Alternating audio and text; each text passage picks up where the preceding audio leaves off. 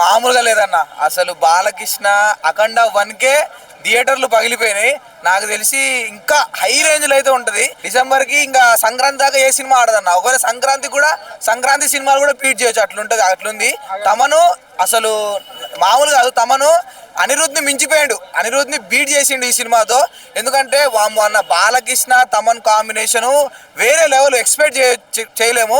ఇంకొకటి ముసలోళ్ళు, చిన్నపిల్లగాళ్ళు, ఫ్యామిలీలు ఎవరైనా ఉంటే ఆ సినిమాలు థియేటర్లో చూడకపోవడం మంచిది. ఎందుకంటే నార్మల్గా నాలాంటి అంటే 25 ఆ ఏజ్ ఉన్నోడికే చెవులు పగిలిపోతాయి, చెవుల్లోంచి రక్తాలు వస్తాయి. అలాంటిది ఇక అంటే లాస్ట్ టైం ఆడియో లాంచ్కి స్పీకర్లే పగిలిపోయినాయి. ఈసారి థియేటర్లు పగలబడదామని ఫిక్స్ అయిపోయాడు. అంటే అఖండ కంటే ఖచ్చితంగా డబల్ త్రిబుల్ ఉంటుంది అన్న నిజం చెప్తున్నా. బాలకృష్ణ చిన్నోడైతున్నా ఇంకా పెద్ద అంటే సినిమాలో ఇంకా చిన్నోడైతుందా అనిపించింది అన్న. అంత ఆ లెవెల్ అనిపించింది. సినిమా మాత్రం ఖచ్చితంగా ఒక పెద్ద 1000 crores కొట్టే ఛాన్స్ అయితే ఉంది. బాలకృష్ణకి ఇప్పటి వరకు 1000 కోట్లు కొట్టలేదు కదా. ఈ సినిమా ఖచ్చితంగా 1000 కోట్లు కొట్టే ఛాన్స్ అయితే ఉందన్న. బీజం చాలా బాగుందన్న, వస్తుంది. ఓజీతో తమన్కి అంత అది రాలేదన్న. అంతే ఆయన ఏదైతే ఆయన తమన్ ఉన్నాడో అంత బీజము ఆయనకు బాలకృష్ణ సాధ్యం. పవన్ కళ్యాణ్తో అది ట్రై చేసిండే కానీ ఫెయిల్ అయిపోయింది.